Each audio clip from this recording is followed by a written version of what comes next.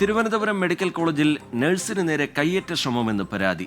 രോഗിയുടെ കൂട്ടിരിപ്പുകാർ മെയിൽ നഴ്സിനെ ആക്രമിച്ചു എന്നാണ് പരാതി. സംഭവത്തിൽ പ്രതിഷേധിക്കാനാണ് ഗവൺമെന്റ് നഴ്സസ് യൂണിയന്റെ തീരുമാനം. മേഘ്ന മുരളി വിവരങ്ങളുമായി തിരുവനന്തപുരത്ത് നിന്ന് ചേരുന്നുണ്ട്. മേഘ്ന, വിവരങ്ങൾ എന്താണ് ഈ പരാതി? മേഘ്ന.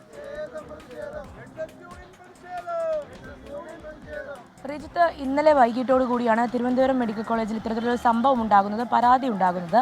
അതിൽ പ്രധാനമായും പരാതിക്കാരൻ മെയിൽ നഴ്സ് പറയുന്നത് ഇത്തരത്തിൽ ഒരു ബൈസ്റ്റാൻഡറുടെ, രോഗിയുടെ കൂട്ടിരിപ്പുകാരുടെ ഭാഗത്ത് നിന്ന് ഒരു ആക്രമണം ഉണ്ടാകുന്നു എന്നുള്ളതാണ്. അതിൻ്റെ ഭാഗമായി ഈ ആക്രമണത്തിൽ പരിക്കേറ്റ നഴ്സിനെ പിന്തുണച്ചുകൊണ്ടുള്ള ഒരു പ്രതിഷേധമാണ് ഇപ്പോൾ തിരുവനന്തപുരം മെഡിക്കൽ കോളേജിൽ നടക്കുന്നത്.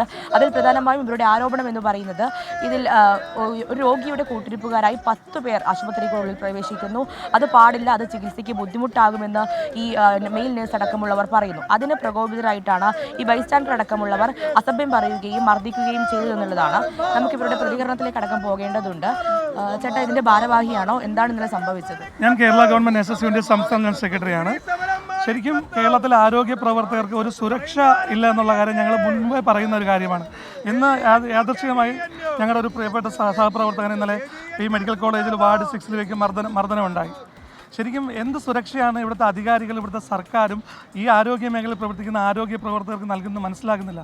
നിങ്ങൾക്ക് തന്നെ അറിയാം, ഈ റീസെൻ്റായിട്ട് തന്നെ നമ്മുടെ ഡോക്ടർ വന്ദനയുടെ മരണം, അങ്ങനെ ഒരുപാട് ഞങ്ങൾ എപ്പോഴും നിരന്തരമായി ആരോഗ്യവകുപ്പ് മന്ത്രി ചർച്ച ചെയ്യുന്ന കാര്യമാണ് ആരോഗ്യ പ്രവർത്തകർക്ക് സുരക്ഷ നൽകുക എന്നുള്ളത്.